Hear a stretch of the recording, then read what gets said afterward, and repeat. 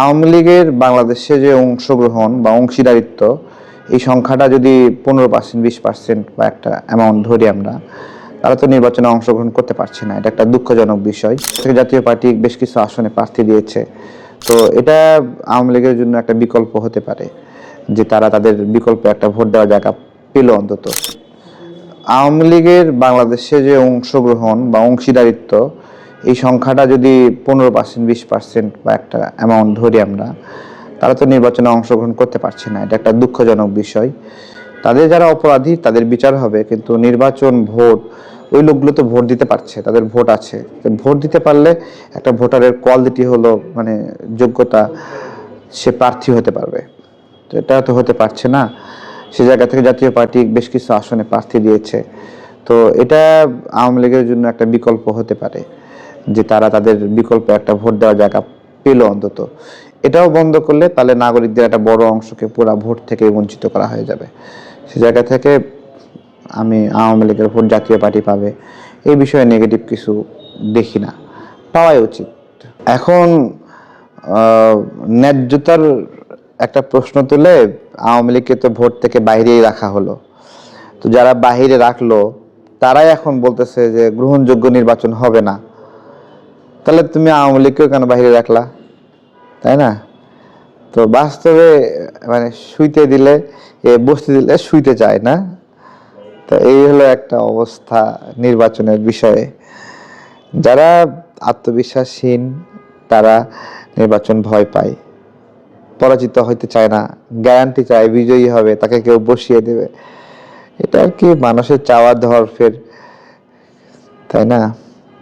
নির্বাচন কমিশনের কাছে অনেকে অনেক কিছু ডিমান্ড করে, এগুলো দিতে না পারলে তারা মন খারাপ করে, তাই না?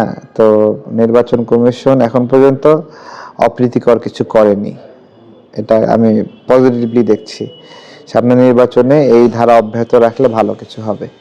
কিন্তু ওই যে সবাই গ্যারান্টি চাই তাকে কেউ হেল্প করুক, সে নির্বাচনে জয়ী হোক, বাই চান্স সিস্টেমে শর্টকাটে কিছু চায়, এটাই একটা সমস্যা আর কি।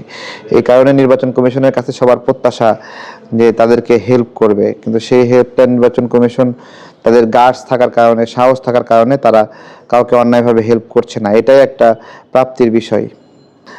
আমাদের দলের নিবন্ধনের বিষয়টা দলের স্বার্থ নিয়ে আমি অনশন করলাম। সারা দেশে মানুষ তার আমার আন্দোলনটাকে তাদের আন্দোলন মনে করতেছে, এটা একটা উপভোগ করার একটা বিষয় ছিল যে দেশের মানুষ রেসপন্স করছে এবং খুব মায়া করছে আমাকে, সবাই আগলে রাখছে, মানুষ দেখতে আসছে।